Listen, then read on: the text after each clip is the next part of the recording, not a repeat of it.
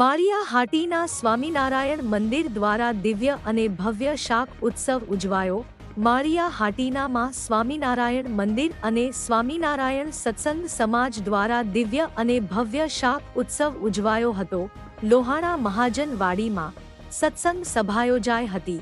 આ સત્સંગ સભામાં ગઢડા સ્વામિનારાયણ મંદિરના શ્રી છપૈયા પ્રકાશ સ્વામી એ કથા વાર્તા અને સત્સંગનો લાભ આપ્યો હતો. છપૈયા પ્રકાશ સ્વામી એ શાક ઉત્સવનો મહિમા સમજાવ્યો હતો અને એમ પણ જણાવ્યું હતું કે કથા વાર્તા અને સત્સંગથી રૂડા ગુણ આવે છે, એટલે તમામ હરિભક્તોએ કાયમ મંદિરમાં કથા વાર્તા કરવા ઉપર ભાર મૂક્યો હતો. નટુભાઈ કાનાબાર એ પણ શાક ઉત્સવનો મહિમા સમજાવી કથા વાર્તાનો લાભ આપ્યો હતો.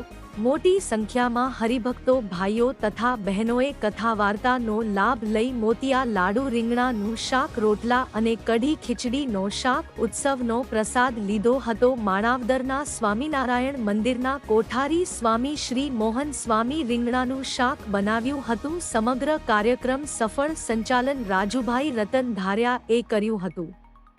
માળિયા તાલુકાના સમાચાર જોવા માટે અમારી ચેનલને સબસ્ક્રાઇબ કરો. રિપોર્ટર બનેસિંહ ચુડાસમા, માળિયા હાટીના.